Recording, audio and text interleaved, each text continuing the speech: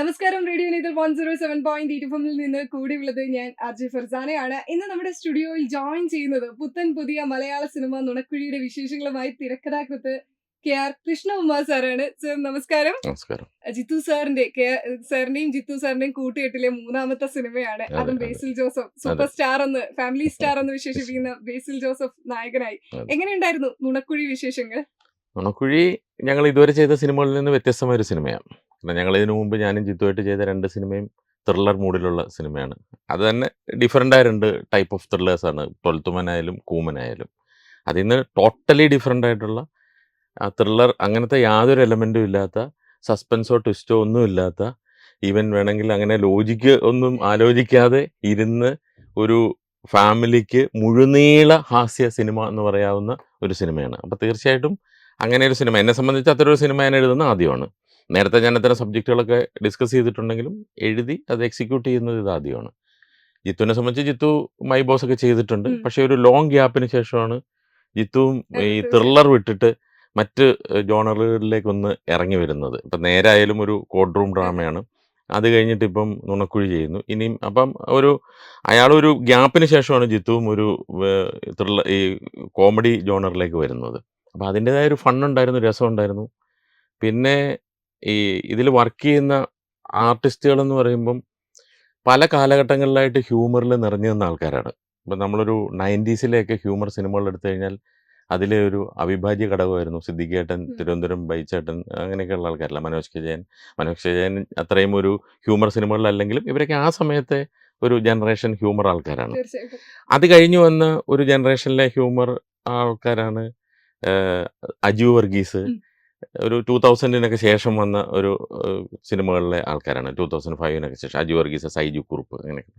അതും കഴിഞ്ഞ് ഒരു 2015-നൊക്കെ ശേഷം ഹ്യൂമർ സിനിമകളുടെ ഒരു ആൾക്കാരെന്ന് വിശേഷിപ്പിക്കാവുന്ന ആളുകളാണ് ബേസിൽ ജോസഫ്, അൽത്താഫ്, ഗ്രേസ് ആൻ്റണിയൊക്കെ. അപ്പോൾ ഇങ്ങനെ ഒരു 3 ജനറേഷനിലുള്ള ഹ്യൂമർ നടന്മാർ ചേർന്നിട്ടുള്ള ഒരു സിനിമയായിരുന്നു. അപ്പോൾ അതിൻ്റേതായ ഒരു രസമുണ്ടായിരുന്നു.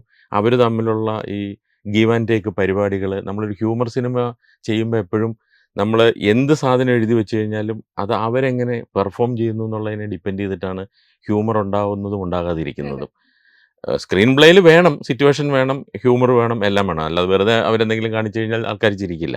പക്ഷേ ഇതിനെല്ലാം അപ്പുറം ഒരു ആർട്ടിസ്റ്റ് പെർഫോം ചെയ്യുകയും കൂടെ ചെയ്യുമ്പോഴാണ് നമുക്കത് ഹ്യൂമറായി മാറുന്നത്. അതിന് ഈ പറയുന്ന ഒരു ഇത്രയും എക്സ്പീരിയൻസ്ഡ് ആയ ആൾക്കാരുടെ ഹ്യൂമർ, അല്ലെങ്കിൽ ഇപ്പോഴത്തെ കാലത്തിൻ്റെ ഒരു ഹ്യൂമർ, ഇതൊക്കെ തമ്മിൽ അവരങ്ങോട്ടും ഇങ്ങോട്ടും കൊടുത്തും വാങ്ങിയും ഇത് ഡെവലപ്പ് ചെയ്ത് കൊണ്ടുപോകുന്നത് കാണാൻ നല്ല രസമായിരുന്നു. ഓക്കെ, എന്റെ HR ക്വസ്റ്റ്യൻ ആണ് സാർ ഒറ്റ ഉത്തരം പറഞ്ഞു. ഇപ്പൊ സാർ പറഞ്ഞതുപോലെ തന്നെ സിനിമയെ കുറിച്ച് നുണക്കുഴി എന്നൊരു പേര് കേൾക്കുമ്പോൾ തന്നെ, അല്ലെങ്കിൽ നമ്മൾ അതിന്റെ ട്രെയിലർ കാണുമ്പോൾ തന്നെ അറിയാൻ പറ്റിയൊരു സംഭവമാണ് ഇതൊരു കോമഡി എന്റർടൈൻമെന്റ് മൂവി ആയിരിക്കും എന്നുള്ളത്. അതാണ് ട്രെയിലറും ഡിനോട്ട് ചെയ്യുന്നത്. ഞാൻ ആലോചിച്ചത് എന്തുകൊണ്ട് സിനിമയ്ക്ക് നുണക്കുഴി എന്നൊരു പേര് കിട്ടിയെന്ന. നമ്മളൊരു നുണയിൽ തുടങ്ങുന്ന. അതെ, തീർച്ചയായിട്ടും. നുണക്കുഴി എന്ന് പറഞ്ഞു കഴിഞ്ഞാൽ നുണ പറഞ്ഞ് കുഴിയിൽ പോകുന്ന ആൾക്കാരുടെ കഥയാണ് ഈ സിനിമ. അല്ലാതെ നമ്മുടെ മുഖത്തുള്ള നുണക്കുഴിയുമായിട്ട് അതിന് യാതൊരു ബന്ധവുമില്ല. കാരണം ഇതിനകത്തിൽ central character male lead, female lead എന്ന് പറയുന്ന ബേസിൽ ജോസഫിൻ്റെ ക്യാരക്ടറും എബി സക്കറിയ എന്നാണ്. ഗ്രേസിൻ്റെ ക്യാരക്ടർ രശ്മിത എന്ന് പറയുന്ന ക്യാരക്ടർ. ഇവർ രണ്ടുപേരും തമ്മിൽ യാതൊരു ബന്ധമുള്ള ആൾക്കാരല്ല. ഒരുപക്ഷെ അന്നേ ദിവസം അങ്ങനെ ഒരു സംഭവം ഉണ്ടായില്ലായിരുന്നെങ്കിൽ, അതാണ് സിനിമയിൽ ഉണ്ടാകുന്ന ഒരു സംഭവം, ആ ഇൻസിഡൻറ്റ് ഉണ്ടായില്ലായിരുന്നെങ്കിൽ ജീവിതത്തിൽ ഒരിക്കലും കണ്ടുമുട്ടുക പോലും ചെയ്യാൻ സാധ്യതയില്ലാത്ത രണ്ടുപേരാണ്. ഇതിലെ പല കഥാപാത്രങ്ങളും അങ്ങനെയാണ്. അപ്പം ബേസിൽ ജോസഫിൻ്റെ ഒരു കഥാപാത്രം, അയാളൊരു കുറച്ച് എന്താ പറയുന്നത്, ചൈൽഡിഷ് ആയിട്ടുള്ള, എന്ന് വെച്ച് കഴിഞ്ഞാൽ ഒരു ഉത്തരവാദിത്വ ബോധമൊന്നും ഇല്ലാത്ത, അയാൾ വലിയ ബിസിനസ് ഫാമിലിയിൽ ജനിച്ചിട്ട് അച്ഛൻ പെട്ടെന്ന് അങ്ങ് മരിച്ചു പോയിട്ട് ആ ബിസിനസ് എല്ലാം കൂടി, കോടിക്കണക്കിന് രൂപയുടെ ബിസിനസ് എല്ലാം കൂടി ഇയാളുടെ ഒറ്റ മകനാണ്, ചുമലിലേക്ക് വന്നിരിക്കുകയാണ്. ഇയാൾക്ക് അങ്ങനെ ഓഫീസിൽ പോയിരുന്ന് ഈ ബിസിനസ് നടത്താനോ ഇതിനോ എന്നുള്ളൊരു പക്വതയോ കാര്യപ്രാപ്തിയോ ഒന്നും ആയിട്ടില്ല. അപ്പം ഇയാളുടെ ഒരു ചില കയ്യിലിരിപ്പ് എന്ന് നമ്മൾ വിശേഷിപ്പിക്കാവുന്ന ഒരു സംഗതി ഉണ്ട്. അതായത് നമുക്ക് കുറച്ചൊരു മെച്യൂർഡായ ഒരാളാണെങ്കിൽ അയാൾക്ക് വേറൊരാളോട് പറയാവുന്ന പ്രവൃത്തികളായിരിക്കും അയാൾ ചെയ്യുന്നത്. ഇതങ്ങനെ അല്ലാത്ത ഒരുത്തൻ്റെ ഒരു ചെറിയ പ്രശ്നം കൊണ്ട് അയാൾക്ക് വേറൊരു സുഹൃത്തിനോടോ കുടുംബാംഗങ്ങളോടോ ആരോടും ചർച്ച ചെയ്യാൻ പറ്റാത്ത ഒരു വിഷയത്തിൻ്റെ പുറകെ ഇയാൾ പോയിട്ട് ഇയാൾ പുതിയ പ്രശ്നങ്ങളിൽ പോയി ചാടുക. അപ്പോൾ ആദ്യത്തെ പ്രശ്നം കവർ ചെയ്യാനും രണ്ടാമത്തെ പ്രശ്നം കവർ ചെയ്യാനും എല്ലാം ഇയാൾ കള്ളങ്ങൾ പറഞ്ഞ് പിടിച്ച് നിൽക്കാൻ നോക്കും. അപ്പോഴാണ് വളരെ സീരിയസ് ആയ ഒരു സിറ്റുവേഷനിൽ പോകുന്ന ഗ്രേസിൻ്റെ ക്യാരക്ടർ യാദൃശികമായി ഇവർ തമ്മിലൊരു ആക്സിഡൻ്റൽ ഒരു മീറ്റിംഗ് ഉണ്ടാവുന്നത്.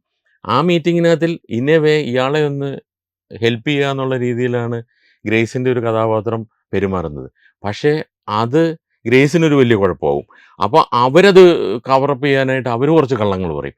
അത് ഇയാളുടെ കള്ളത്തെ കോൺട്രഡിക്റ്റ് ചെയ്യും. അപ്പോൾ ഇങ്ങനെ ഇവരിത് പറഞ്ഞു പോകുന്നതിന് ഇടയ്ക്കോട്ട് സൈജു കുറുപ്പിൻ്റെ കഥാപാത്രം, പിന്നെ അജു വർഗീസിൻ്റെ കഥാപാത്രം, മനോജ് കെ ജയനും ടീമും ഒക്കെ അവർ വേറൊരു ഗ്രൂപ്പായിട്ട് വരുന്നു. ഇങ്ങനെ പല കഥാപാത്രങ്ങൾ അന്നേ ദിവസം വന്നു ചേരും. ഇതിനകത്തിലുള്ള ഒരു പ്രധാനപ്പെട്ട ഒരു 10-12 കഥാപാത്രങ്ങളിൽ ഒരു 2 പേര് വീതം അല്ലാതെ മറ്റുള്ളവർ തമ്മിലൊന്നും ഇപ്പോൾ ഗ്രേസും അജു വർഗീസും തമ്മിൽ കണക്ഷനുണ്ട്. പിന്നെ ബേസിൽ ജോസഫും ഗ്രേസുമായിട്ടോ അജു വർഗീസുമായിട്ടോ മനോജേട്ടൻ ചെയ്യുന്ന ക്യാരക്ടറുമായിട്ടോ സിദ്ദിഖേട്ടൻ ചെയ്യുന്ന ക്യാരക്ടറുമായിട്ടോ അൽത്താഫ് ഇവരായിട്ടൊന്നും യാതൊരു കണക്ഷനും ഇല്ല. ഇയാൾ ഇവരുടെ എല്ലാം കഥയിലേക്ക് അന്നേ ദിവസം ഇടിച്ചു കയറി ചെല്ലുകയാണ്. അപ്പോൾ അങ്ങനെയാണ് ആ സിനിമ പോകുന്നത്. അപ്പം പല ലെയറിൽ വന്നിട്ട് ഒരിടത്ത് സംഗമിക്കുന്ന പോലെയാണ് അതിൻ്റെ ഒരു സ്ക്രീൻ പ്ലേയുടെ ഒരു റൈറ്റിംഗ് നരേഷൻ സ്റ്റൈലും ഞാൻ എടുത്തിരിക്കുന്നത്. ഓക്കെ. ഈ നുണക്കുഴി എന്ന സിനിമയിലെ പേരുണ്ടല്ലോ, നുണക്കുഴി, അത് ഏറ്റവും ആപ്റ്റ് ആണെന്നാണ് ഞങ്ങൾക്ക് മനസ്സിലായത്.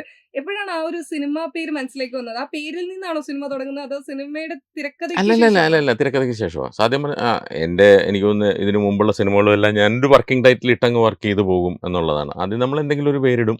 അതിപ്പോൾ ഞാൻ ഇതിന് ഉപയോഗിച്ച വർക്കിംഗ് ടൈറ്റിൽ ഈ സിനിമയ്ക്കകത്തൊരു സിനിമയുണ്ട്. ആ, ഈ സിനിമയ്ക്കകത്ത് അൽത്താഫിൻ്റെ കഥാപാത്രം ഒരു സിനിമയുമായി ബന്ധപ്പെട്ട ഒരാളാണ്. മനോജ് കെ ജയൻ്റെ കഥാപാത്രം അതെ, ബിനു പപ്പു എന്ന കഥാപാത്രം, ഇവരൊക്കെ സിനിമയുമായി ബന്ധപ്പെട്ട ആൾക്കാരാണ്. അപ്പോൾ അവർ ചെയ്യാൻ ഉദ്ദേശിക്കുന്ന ഒരു സിനിമയുടെ പേര് ഉണ്ട് ഇതിനകത്തിൽ. അതായിരുന്നു ഇതിനാദ്യം ഞാനൊരു വർക്കിംഗ് ടൈറ്റിലായിട്ട് ഇട്ടിരുന്നത്. പിന്നെ അത് കഴിഞ്ഞ് നമ്മളിങ്ങനെ മുന്നോട്ട് പോകുന്ന വഴിയിൽ ആണ് ഈ പേര് ഞാൻ ഈ പേര് ജിത്തുവിനോട് പറയുമ്പോൾ ജിത്തുവിന് പെട്ടെന്ന് ഞങ്ങളൊരു ദിവസം എനിക്കൊന്ന് ലൊക്കേഷൻ നോക്കാനായിട്ട് ഇങ്ങനെ കാറിൽ പോകുമ്പോഴാണ് ഞാനിങ്ങനെ 2-3 സജഷനൊക്കെ പേര് പറഞ്ഞിരുന്നു. അപ്പോൾ അതൊക്കെ ഇങ്ങനെ നിൽക്കുമ്പം ഞാൻ കാറിലിരുന്നുകൊണ്ട് പറഞ്ഞു, ഞാനും ജിത്തും പിന്നെ വേറെ 1-2 പേരുണ്ട് ട്രാവൽ ചെയ്യുക. അപ്പോൾ ഞാൻ കാറിലിരുന്നുകൊണ്ട് പറഞ്ഞു വേറൊരു പേരുണ്ട്, പക്ഷേ എനിക്കതിങ്ങനെ പറയാനൊരു മടി എന്ന് പറഞ്ഞിട്ടാണ് ഞാനിത് പറഞ്ഞത്. അപ്പോൾ ജിത്തു പറഞ്ഞു എന്തായാലും പറ, എന്ത് മണ്ടത്തരമാണെങ്കിലും പറ, നമ്മളങ്ങനെയാണല്ലോ അങ്ങോട്ടും ഇങ്ങോട്ടും പറയുന്നതെന്ന് പറഞ്ഞു. അപ്പം ഞാൻ പറഞ്ഞു ഇങ്ങനെ കുറച്ച് മടിയോടുകൂടി ഞാൻ പറഞ്ഞു നുണക്കുഴി എന്ന് പറഞ്ഞു. അപ്പോൾ ജിത്തു ഒരു മിനിറ്റ് ഇങ്ങനെ ഒന്ന് ആലോചിച്ചിരുന്നു. അത് നല്ല രസമുണ്ടല്ലോ, നല്ല സ്വീറ്റ് ആയിട്ടുള്ള ഒരു പേരാണല്ലോ, നമ്മുടെ കഥയായിട്ടും അത് മാച്ച് ആവും. അതെ. ഞാൻ പറഞ്ഞു അതെനിക്ക് മാച്ച് ആവും തോന്നിയിട്ടാണ് ഇത് മനസ്സിൽ വിചാരിച്ചത്. പക്ഷേ ഇത് പറയാനുള്ള മടി കാരണം ഞാനിങ്ങനെ വെച്ചോണ്ടിരുന്നതാണ് നുണക്കുഴിന്ന് നമ്മൾ. കാരണം അതൊരു ഭയങ്കര ഒരു പൈങ്കിളി പേരായി പോകുമോ എന്നൊക്കെ എനിക്കറിയാം. പക്ഷേ അത് പിന്നെ നമ്മളത് പ്രസന്റ് ചെയ്ത രീതിയും അതെ. അതിൻ്റെ ട്രെയിലറും എല്ലാം വന്നു കഴിഞ്ഞപ്പോൾ ആൾക്കാർക്ക് മനസ്സിലായി ഇത് കള്ളത്തിൻ്റെ ഒരു പരിപാടിയാണ് എന്ന് മനസ്സിലായി. ഈ ജിത്തു സാറിനെ പറഞ്ഞപ്പോൾ തന്നെ നിങ്ങൾ തമ്മിലുള്ള ഒരു പരിചയം 20-25 വർഷത്തോളമായി തീർച്ചയായിട്ടും എന്ന് പറഞ്ഞു. തീർച്ചയായിട്ടും. സാർ ഇപ്പോൾ നോക്കുകയാണെങ്കിൽ കഴിഞ്ഞ ഒരു 7-8 വർഷമായുള്ളൂ സിനിമാ ഫീൽഡിലേക്ക് അത്രേ ഉള്ളൂ. ഞാൻ 7 വർഷമായതേ ഉള്ളൂ. 7 ഞാൻ വർഷമായി സിനിമയിലേക്ക് ഇറങ്ങുന്നത്. അത്രേ അതിനു ഉള്ളൂ. മുമ്പ് ജേർണലിസം പഠിച്ച വ്യക്തിയാണ്, അതെ തീർച്ചയായിട്ടും. അഡ്വർടൈസ്മെന്റ് മേഖലയിൽ വർക്ക് ചെയ്ത, അതെ ഏജൻസി അതെ നടത്തിക്കൊണ്ടിരുന്നതാണ്. അതെ അപ്പൊ അന്നേ പറയുന്ന ഒരു കാര്യം, എനിക്ക് മീഡിയയിലോട്ട് അല്ലെങ്കിൽ ഉം. മീഡിയ സ്റ്റാർട്ട് ചെയ്ത് തന്നെ ഇപ്പൊ എനിക്ക് ആ ഒരു അതെ സിനിമ ഫീൽഡിലേക്ക് എത്തുക എന്നതാണ്. തീർച്ചയായിട്ടും. അപ്പൊ ഈ ഒരു 7 വർഷം മുമ്പ് എങ്ങനെയാണ് സാറിന് വേണ്ടിയാണ്, ഇപ്പൊ നമുക്കറിയാം അതെ ജിത്തു അതെ സാറിന് അതെ വേണ്ടിയാണ് കഴിഞ്ഞ 2 സിനിമയും 12th മാൻ ആണെങ്കിലും കൂമൻ അതെ ആണെങ്കിലും സംവിധാനം ചെയ്തിരിക്കുന്നത്. അപ്പൊ എങ്ങനെയാണ് ജിത്തു സാറിനോട് സിനിമ ഞാൻ തിരക്കഥയിലേക്ക് ഇറങ്ങുകയാണ്, അല്ലെങ്കിൽ ഏത് തരത്തിലായിരുന്നു ആ ഒരു അപ്രോച്ചസ് നിങ്ങൾ രണ്ടുപേർക്കിടയിൽ? അതെ ഞങ്ങൾ ഒന്നിച്ചുള്ള പല സമയം ഇപ്പം ഇതിനിടയ്ക്ക് നേരത്തെ മുതലേ സൗഹൃദം ഉണ്ടെങ്കിലും ഇടക്കാലത്ത് ഞങ്ങൾ ഒന്നിച്ച് ഒരു ഫ്ലാറ്റിൽ താമസിച്ചിരുന്ന സമയമുണ്ട്. എൻ്റെ വിവാഹത്തിന് മുമ്പ് ജിത്തുവിൻ്റെ കുടുംബം എറണാകുളത്തേക്ക് ഷിഫ്റ്റ് ആവുന്നതിനൊക്കെ മുമ്പ് ഞങ്ങൾ തമ്മിൽ ഒരുമിച്ച് ഒരു ഫ്ലാറ്റിൽ താമസിച്ചിട്ടുണ്ട്. അപ്പോൾ ആ സമയത്തൊക്കെ ഇതിൻ്റെ സ്ക്രിപ്റ്റ് ഡിസ്കഷൻസ്, അയാൾ എഴുതിക്കൊണ്ടിരിക്കുന്ന സിനിമകളുടെ, അതിൽ ചെയ്യാൻ പോകുന്ന സിനിമകളുടെയൊക്കെ സ്ക്രിപ്റ്റ് ഡിസ്കഷൻസിലൊക്കെ നമ്മൾ പങ്കെടുക്കും. വായിച്ചിട്ട് അഭിപ്രായമൊക്കെ പറയും. ചിലപ്പോൾ ചില തോട്ട്സൊക്കെ ഞാനിങ്ങനെ ഷെയർ ചെയ്യും. അപ്പോൾ ഒക്കെ ജിത്തു എന്നോട് പറയും നിങ്ങളത് എഴുതെന്ന് പറയും. അപ്പോൾ എൻ്റെ ഒരു ആ സമയത്തെ ഒരു ജോലി തിരക്ക് അല്ലെങ്കിൽ ബിസിനസ്സിൻ്റെ ഒരു എന്താ പറയുന്നത് ടെൻഷൻ പിടിച്ച ഒരു ലൈഫിനിടയിൽ ഇത് എഴുതുക എന്ന് പറയുന്നത് നമ്മളിപ്പോൾ ഇതെല്ലാം നിർത്തി എഴുതാനിരുന്നിട്ട് തന്നെ 7 കൊല്ലം കൊണ്ട് 3-4 സിനിമകളാണ് നമ്മൾ എഴുതി തീർത്തത്. അപ്പോൾ 3 ഷൂട്ട് ചെയ്ത് കഴിഞ്ഞു, 1-2 സിനിമകളുടെ സ്ക്രീൻ പ്ലേ എൻ്റെ കയ്യിൽ ഇരിക്കുന്നുണ്ട്. അപ്പം അത്രയൊക്കെ ഫ്രീ ആയിട്ടും കൂടെ നമുക്ക് എഴുതാൻ പറ്റുന്ന അത്രേ പറ്റത്തുള്ളൂ. ഒരു വർഷം ഒരു 2 സിനിമയ്ക്കുള്ളിൽ നമുക്ക് എഴുതാൻ പറ്റത്തൊന്നുമില്ല. അപ്പം നമ്മൾ മറ്റ് കാര്യങ്ങളിൽ എൻഗേജ്ഡ് ആണെങ്കിൽ ഒട്ടും തന്നെ ഇത് പറ്റത്തില്ല. അപ്പോൾ പല പ്രാവശ്യം നമ്മൾ കഥ ഡിസ്കസ് ചെയ്യും, എഴുതെന്ന് ജിത്തു പ്രോത്സാഹിപ്പിക്കും, ഞാൻ എഴുതാമെന്ന് പറഞ്ഞ് പോകും. പിന്നെ ഞങ്ങൾ തമ്മിൽ കുറേ നാൾ കഴിഞ്ഞായിരിക്കും ഈ ഒരു കഥാ ഡിസ്കഷൻ ഉണ്ടാകുന്നത്. അപ്പോൾ ഞാൻ പറയും ഞാൻ ഇത് വർക്ക് ചെയ്യാമെന്ന് പറയും. അങ്ങനെ ഇത് നടക്കത്തില്ല എന്ന് എനിക്ക് മനസ്സിലായ കാര്യം, ഞാനിത് പറഞ്ഞിട്ട് പോയി കഴിഞ്ഞാൽ എൻ്റെ പിറ്റേ ദിവസം മുതൽ റൊട്ടീൻ തിരക്കുകളിലേക്ക് പോവുകയും അതിൻ്റെ ടെൻഷൻസിലേക്ക് പോകുമ്പം അത് നടക്കാതെ പോവുകയായിരുന്നു ചെയ്യുന്നത്. അപ്പം ഞാൻ ജേർണലിസം പഠിച്ചിട്ട് അഡ്വർടൈസിങ് മേഖല തിരഞ്ഞെടുക്കാൻ തന്നെ ഒരു കാരണം എങ്ങനെയെങ്കിലും സിനിമയിലേക്ക് സിനിമയിലേക്ക് കടക്കുക എന്നുള്ളതാണ്. കാരണം അതൊരു സിനിമയുമായി കുറച്ച് ചേർന്ന് നിൽക്കുന്ന ഒരു മേഖലയാണല്ലോ. അപ്പോൾ അത് ഇങ്ങനെ പോയാൽ നടക്കില്ല എന്ന് എനിക്ക് ഒരു ഘട്ടത്തിൽ മനസ്സിലായിട്ട് ഞാൻ കംപ്ലീറ്റ് ആയിട്ട് ഇത് ഏജൻസി പരിപാടികൾ വൈൻഡപ്പ് ചെയ്തിട്ട് ഇതിലേക്ക് ഇറങ്ങാം എന്നൊരു തീരുമാനം എടുക്കുമായിരുന്നു. അത് ഘട്ടം ഘട്ടമായിട്ട് ഏജൻസി ഒന്ന് ഡൗൺ സൈസ് ചെയ്ത് കൊണ്ടുവന്ന് ഞാൻ ഓൺ ഏജൻസി സ്വന്തം ഓഫീസും അത്തരം കാര്യങ്ങളൊക്കെ ആയിരുന്നു. അത് ഡിസ്പോസ് ചെയ്ത് അതിനകത്തിൽ വർക്ക് ചെയ്തിരുന്ന ആൾക്കാരെയൊക്കെ പല സ്ഥലങ്ങളിലായിട്ട് അവർക്ക് പ്ലേസ് ചെയ്ത് അവർക്ക് ഒരു രീതിയിൽ പ്ലേസ് ചെയ്യാനുള്ളൊരു സാഹചര്യമൊക്കെ ഉണ്ടാക്കി കൊടുത്ത് ഞാൻ നിർത്തിയിട്ടാണ് ഞാൻ ജിത്തുവിനോട് പറയുന്നത് ഞാൻ ഇനി ഫുൾ ടൈം എഴുത്തിൽ നിൽക്കാൻ പോവാണ് എന്ന് പറഞ്ഞിട്ടാണ്. ശരിക്കും പറഞ്ഞാൽ ആ സമയത്ത് ഞാൻ ഡിസ്കസ് ചെയ്ത ഒരു കഥ ഒരു കോമഡി ഡ്രാമയായിരുന്നു. അപ്പോൾ ജിത്തു എന്നോട് പറഞ്ഞു ഞാനിപ്പോൾ ഇങ്ങനെ ത്രില്ലർ കണ്ടിന്യൂസ് ചെയ്തു വരികയാണ്, അപ്പോൾ ത്രില്ലർ എന്തെങ്കിലും ഉണ്ടെങ്കിൽ പിടിക്കാമെന്ന് പറഞ്ഞു. അങ്ങനെയാണ് കൂമൻ്റെ കഥ പറയുന്നത്. അപ്പോൾ കൂമൻ്റെ കഥ പറഞ്ഞപ്പോൾ തന്നെ ജിത്തു എന്നോട് പറഞ്ഞു വർക്ക് ചെയ്യാൻ പറഞ്ഞു. അത് നല്ല സ്റ്റോറിയാണ്, വർക്ക് ചെയ്യും, ഇമ്മീഡിയറ്റ് ആയിട്ട് വർക്ക് ചെയ്യാം, നമുക്ക് ഉടനെ പ്രൊജക്റ്റ് ആക്കാമെന്ന് പറഞ്ഞു. അപ്പോൾ എനിക്കൊരു ധൈര്യമായി, ഉടനെ ഒരു പ്രൊജക്റ്റ് ആവും. നമ്മൾ ഏജൻസിയൊക്കെ നിർത്തി ഒരു അൺസർട്ടനിറ്റിയുടെ കാലത്തിലേക്ക്, കാരണം കുറച്ച് നാൾ ഏജൻസി 2016 എൻഡിൽ നിർത്തി. 17 നമ്മളൊരു സീരിയസ് ആയിട്ട് 1-2 കഥയൊക്കെ പറഞ്ഞ് കാര്യങ്ങളിലേക്ക് കിടക്കുന്നത്. അപ്പോൾ നമുക്ക് 18 സിനിമ ചെയ്യാം എന്നുള്ളൊരു ധാരണയെത്തി. അങ്ങനെ വന്ന് 18 നമ്മൾ കുറച്ച് പുഷ് ചെയ്ത് 19 ആർട്ടിസ്റ്റിൻ്റെ ഡേറ്റും ഒക്കെ ആയിട്ട് പോയി ഇരിക്കുന്ന സമയത്താണ് കോവിഡ് വരുന്നത്. കോവിഡ് വന്ന് കൂമൻ ഷൂട്ട് ചെയ്യുക കോവിഡിൽ എന്നുള്ളത് അപ്രായോഗികമായ ഒരു സംഗതിയായി മാറി. കൂമൻ നടക്കില്ല എന്ന് നമുക്ക് മനസ്സിലായി. ഇനി കോവിഡ് എന്ന് മാറി ഈ സാഹചര്യമൊക്കെ മാറിയാലും അങ്ങനെ എൻ്റെ ഒരു സിറ്റുവേഷൻ കുറച്ചൊരു പ്രതിസന്ധിയിലായി. കാര്യം നമ്മുടെ ഒരു ഏണിങ് നമ്മൾ സ്റ്റോപ്പ് ചെയ്തിട്ടാണ് ഇതിനകത്തിലേക്ക് ഇറങ്ങിയത്. അപ്പോൾ വൈഫും ഹോം മേക്കറാണ്, വർക്ക് ചെയ്യുന്നൊന്നുമില്ല. അപ്പോൾ അങ്ങനെ വന്നു കഴിഞ്ഞൊരു ക്രൈസിസിൽ നിൽക്കുമ്പോഴാണ് ഈ കോവിഡൊക്കെ ഒന്ന് ഒതുങ്ങി നിൽക്കുമ്പം ഈ കോവിഡ് സമയത്ത് ഷൂട്ട് ചെയ്യാൻ പറ്റുന്ന ഒരു സിനിമ എന്നുള്ള നിലയിൽ 12th മാൻ വരുന്നത്. അത് 12th മാൻ്റെ ഒരു അതിൻ്റെ ഒരു ഐഡിയയുമായിട്ട് ബോംബെയിൽ നിന്ന് ഒരു പ്രൊഡ്യൂസർ വന്നു കഴിഞ്ഞപ്പം ഈ കൂമൻ്റെ ആ സമയത്തേക്ക് കൂമൻ്റെ സ്ക്രീൻ പ്ലേ ഒക്കെ ആയി. അപ്പോൾ അത് വായിച്ചതിൻ്റെ ഒരു കോൺഫിഡൻസിൽ ജിത്തു എന്നെ വിളിച്ച് ഏൽപ്പിക്കുകയായിരുന്നു, ഇതൊന്ന് വർക്ക് ചെയ്തെടുക്കാൻ പറ്റുമോ എന്ന് വെച്ചിട്ട്. അപ്പോൾ അങ്ങനെയാണ് നമ്മൾ ഒരിക്കലും പ്രതീക്ഷിക്കാതെ മോഹൻലാലുമായി, ലാലേട്ടനുമായി ആദ്യ സിനിമ വരുന്നത്. അങ്ങനെ അൺഎക്സ്പെക്റ്റഡ് ആയിട്ട് അദ്ദേഹവുമായി ആദ്യ സിനിമ ചെയ്യാൻ പറ്റി എന്നുള്ളതാണ് എൻ്റെ സിനിമാ ജീവിതത്തിലെ ഏറ്റവും വലിയ ഭാഗ്യമായിട്ട് ഞാൻ കാണുന്നത്. പിന്നെ അത് കഴിഞ്ഞ് അപ്പോഴത്തേക്ക് അത് വന്നു, OTTയിൽ വന്നു, പിന്നെ കോവിഡൊക്കെ മാറി, കൂമൻ വന്നു. അപ്പോഴത്തേക്ക് ആൾക്കാർ ശ്രദ്ധിക്കാനും തുടങ്ങി, ഒരു പുതിയൊരു റൈറ്റർ വന്നു എന്നുള്ള രീതി. ഇതാണ് തുടർച്ചയായിട്ട് ജിത്തു എൻ്റെ ഒപ്പം സിനിമകൾ ചെയ്യുന്നു. അപ്പോൾ ജിത്തുവിനെ പോലെ മോസ്റ്റ് വാണ്ടഡ് ആയിട്ടുള്ള ഒരു ഡയറക്ടർ ഒരു റൈറ്ററുടെ കൂടെ 1, 2, 3 എന്ന് പറഞ്ഞ സിനിമകൾ ചെയ്യുമ്പോൾ ആൾക്കാർ ശ്രദ്ധിക്കും സ്വാഭാവികമായിട്ടും. ഇൻഡസ്ട്രിയിലെ ഇത്രയും നല്ലൊരു എന്താ പറയുക ഒരു എൻട്രി കിട്ടിയ എത്ര തിരക്കഥാകൃത്ത് ഉണ്ടെന്ന് കുറവായിരിക്കും. എനിക്കറിയില്ല. കാരണം പിന്നെ നോക്കുകയാണെങ്കിൽ ജിത്തു സാറിന്റെയും സാറിന്റെ ഒരു കോംബോ ഉണ്ട്. ഇപ്പൊ നിങ്ങൾ രണ്ടുപേരുമാണ് കഴിഞ്ഞ 2 സിനിമകൾ, ഇപ്പൊ ഇതാ മൂന്നാമത്തെ സിനിമ. ഞാൻ ചോദിക്കാൻ വന്നത് നുണക്കുഴി ജിത്തു സാറിനായിട്ട് എഴുതിയ ഒരു സിനിമയാണ്, ജിത്തുവിന് വേണം. അല്ല അങ്ങനെ എഴുതിയതല്ല. ഞാൻ കാര്യം ജിത്തു ഇത് ചെയ്യുമോ എന്ന് തന്നെ എനിക്ക് സംശയമായിരുന്നു. കാര്യം ജിത്തു വളരെ ഭയപ്പെട്ട് നിൽക്കുന്ന ഒരു സമയത്താണ്. കാരണം അയാൾക്കൊരു വേറൊരു ടൈപ്പ് സിനിമ ചെയ്യാൻ ഓഡിയൻസ് സമ്മതിക്കാത്ത ഒരു സിറ്റുവേഷനിലൂടെ പുള്ളി ഇങ്ങനെ പോയിക്കൊണ്ടിരിക്കുകയാണ്. ഇത് എന്ത് ചെയ്യും ഞാനിങ്ങനെ ത്രില്ലറിൽ കാരണം ജിത്തുവിനെ ഇതിന് ത്രില്ലർ അയാളുടെ ഒരു സ്ട്രോങ് മേഖലയാണ്. അത് ചെയ്യാൻ ഭയങ്കര മിടുക്കുമാണ്, അത് ഭയങ്കര സക്സസ്ഫുൾ ആക്കാനും അറിയാം. ഇതെല്ലാം ഉണ്ടെങ്കിലും ഈ ഇമോഷണൽ ഡ്രാമ, കോമഡി സിനിമകളൊക്കെ ചെയ്യാൻ ജിത്തുവിന് ഭയങ്കര ആഗ്രഹമാണ്. അത് ചെയ്ത് കാണിച്ചിട്ടുമുണ്ട്. My boss, mummy and me അങ്ങനെയൊക്കെ സിനിമകൾ കാണിച്ചിട്ടുണ്ട്. അപ്പോൾ ഇതിനി എത്ര സിനിമകളൊന്നും ചെയ്യാൻ പറ്റില്ലേ, ആൾക്കാരെല്ലാം ഈ ത്രില്ലർ എന്ന് പറഞ്ഞിട്ടാണ് അപ്രോച്ച് ചെയ്യുന്നത്.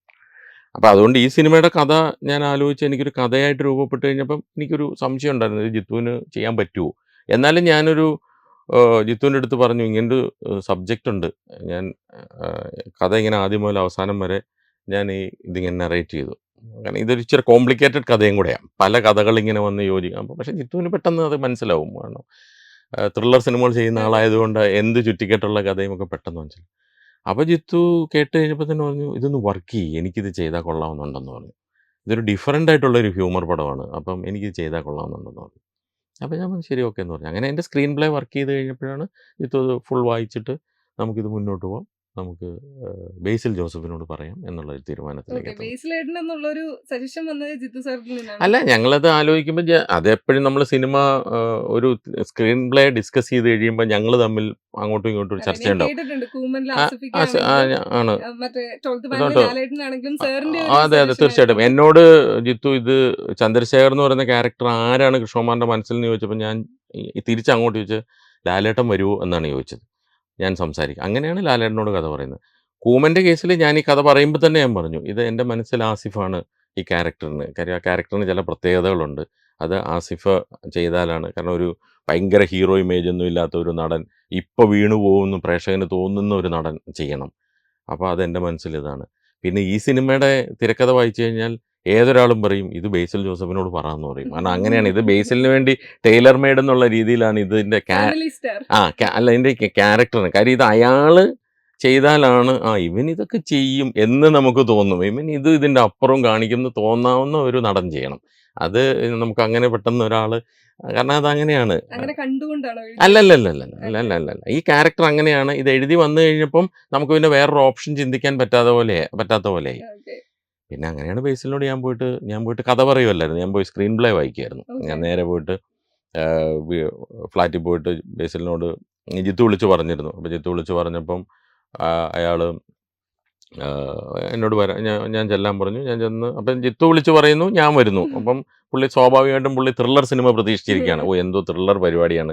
അപ്പോൾ എന്നോട് പറഞ്ഞു, ചേട്ടാ ഞാൻ ഇനി കൊലപാതകം ചെയ്യുന്ന ആളാണോ, ഞാൻ എന്തായാലും പോലീസ് ആവത്തില്ലെന്ന് എനിക്ക് മനസ്സിലായ കാര്യം. അങ്ങനെ നിങ്ങൾ അങ്ങനെ മണ്ടത്തരം കാണിക്കത്തില്ല. അപ്പം ഞാൻ വല്ല ഡിറ്റക്റ്റീവ് വല്ലതും ആണ്. അപ്പം ഞാൻ അതിനൊക്കെ തയ്യാറായി. അപ്പം ഞാൻ അയാളെ കളിയാക്കി പറയും, ഇയാൾ മറ്റേ കോട്ടും തൊപ്പിയും ഷെർലക് ഹോംസിൻ്റെ തൊപ്പിയും പൈപ്പ് വരെ വാങ്ങിച്ചു വെച്ചിരുന്നു അയാൾ ക്യാരക്ടർ ആവാൻ വേണ്ടിയിട്ട്. എന്നിട്ട് അതിന് കോമ്പൻസേറ്റ് ചെയ്യാനായിട്ടാണ് ഇതിലൊരു ഇൻട്രോ സീനിൽ പുള്ളി കോട്ടൊക്കെ ഇട്ടിട്ടാണ് ഓഫീസിലേക്ക് വരുന്ന ഇൻട്രോ. അത് കോമ്പൻസേറ്റ് ചെയ്യാൻ ഞങ്ങൾ കൊടുത്താന്നൊക്കെ ഞാൻ കഴിഞ്ഞ ദിവസം കൂടെ വേറൊരു ഇൻ്റർവ്യൂവിൽ പറഞ്ഞു. അപ്പോൾ എന്താ വെച്ച് കഴിഞ്ഞാൽ അയാളത് പ്രതീക്ഷിച്ചിരിക്കുന്ന ഒരു ത്രില്ലർ മൂഡിലുള്ള പടമാണ്. അപ്പം ഞാനവിടെ ചെന്നിട്ട് ഞാൻ തുടങ്ങുമ്പോൾ തന്നെ പറഞ്ഞു, ബേസിൽ ഇതൊരു ഡാർക്ക് കോമഡി.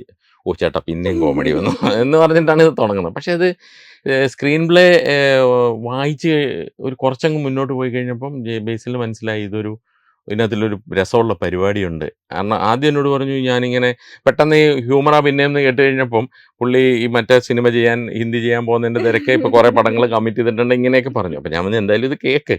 അപ്പോൾ കേട്ട് കഴിഞ്ഞപ്പോൾ എന്നോട് പറഞ്ഞു, ഇത് ഞാൻ ചെയ്യും, ഞാൻ ഇനി എങ്ങനെ ചെയ്യും, എവിടെ കയറ്റും, ഗ്യാപ്പ് ഉണ്ടാക്കണമല്ലോ എന്നൊക്കെ പറഞ്ഞ് ഇത് അങ്ങനെ കുറച്ച് ചർച്ചയൊക്കെ ഉണ്ടായിരുന്നു. അപ്പോൾ ഞാൻ പറഞ്ഞു, അപ്പം മോളുണ്ടായിരിക്കുന്ന സമയം, ഹോപ്പ് ഉണ്ടായിരിക്കുന്ന സമയമാണ്. അപ്പം ഹോപ്പിൻ്റെ കൂടെ കുറച്ച് സമയം സ്പെൻഡ് ചെയ്യണം ബോംബെയിലേക്ക്. മറ്റേ ഇതിന് പോകുന്നതിന് മുമ്പ് അയാളൊരു ഹിന്ദി പടം പ്ലാൻ ചെയ്യുന്നുണ്ട്, അതിനുവേണ്ടി പോകുന്നതിന് മുമ്പ് എന്നൊക്കെ പറഞ്ഞപ്പോൾ ഞാൻ പറഞ്ഞു, ഇതിൻ്റെ മെജോറിറ്റി ഷൂട്ട് ബേസിലിൻ്റെ പോർഷൻ വരുന്നത് രാത്രിയിലാണ്.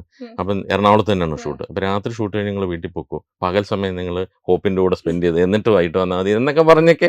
അതായത് ഞാൻ പറഞ്ഞത് പുള്ളി ഓൾറെഡി സ്ക്രിപ്റ്റ് കേട്ട് പുള്ളി ഇങ്ങനെ എക്സൈറ്റഡ് ആയി. പിന്നെ നമ്മളോരോ ഇത് പറയുകയാണല്ലോ, ഇത് അങ്ങനെ ചെയ്യാം ഇങ്ങനെ ചെയ്യാം എന്നൊക്കെ പറഞ്ഞു. ബേസിലിൻ്റെ കഥ എന്നൊക്കെ പറഞ്ഞാൽ ഈ ക്യാരക്ടറിന് എന്തുകൊണ്ട് ബേസിൽ ഇതായി എന്നൊക്കെ പറഞ്ഞു കഴിഞ്ഞാൽ, ഇതുപോലെ ഒരു മറ്റേ എന്താ പറയുക, ഒരു കാര്യത്തിലും ഒരു ഗൗരവമില്ല. അതായത് നമ്മൾ ഭയങ്കര മറ്റേ കോട്ടൊക്കെ ഇട്ട് ഫുൾ ഓഫീസിലേക്ക് വന്നു കഴിഞ്ഞാൽ ഡോറ് പുള്ളി തുറക്കത്തില്ല. പുള്ളി ഇങ്ങനെ നിൽക്കും എൻ്റെ മുമ്പിൽ, ആരെങ്കിലും വന്ന് ഡോറ് തുറന്നു കൊടുക്കണം. അത്ര ആറ്റിറ്റ്യൂഡൊക്കെ ഇട്ടാണ് വരുന്നത്. നേരെ ക്യാബിനിലേക്ക് വരുന്നു. ക്യാബിനിലേക്ക് വന്നു കഴിഞ്ഞാൽ മറ്റേ കോഫി വേണം, ഡ്രൈ ഫ്രൂട്ട്സ് വേണം. പുള്ളിക്ക് ഡ്രൈ ഫ്രൂട്ട്സ് ഉണ്ടെങ്കിലേ പുള്ളി വർക്ക് ചെയ്യത്തുള്ളൂ. അങ്ങനെയൊക്കെയുള്ള കണ്ടീഷൻ. ഇതെല്ലാം കഴിഞ്ഞിട്ട് ലാപ്ടോപ്പ് തുറന്നു വെച്ച് ഗെയിം കളിയാണ് പുള്ളിയുടെ പരിപാടി. അപ്പം ഇങ്ങനെ ഓഫീസിൽ വർക്ക് കൊണ്ട് കൊടുക്കുമ്പോൾ ഇവർ മറ്റേ ഫയൽ നോക്കണം, അത് നോക്കണം എന്നൊക്കെ പറയുമ്പോൾ ഞാനിതൊക്കെ ചെയ്യാനാണ് ഇവിടെ വന്നിരിക്കുന്നത്, ഈ ലൈനാണ് പുള്ളിയുടെ. അപ്പം ഇതെന്തുകൊണ്ടാണെന്ന് വെച്ച് കഴിഞ്ഞാൽ ഇത് അയാളുടെ ഒരു ബേസിക് സ്വഭാവം ഇതാണ്. കഴിഞ്ഞ ദിവസം തന്നെ ഈ സിനിമയുടെ ഫസ്റ്റ് ലുക്ക് പോസ്റ്റർ ഇറക്കിയ ദിവസം രാത്രിയിൽ എന്നെ വിളിച്ചു.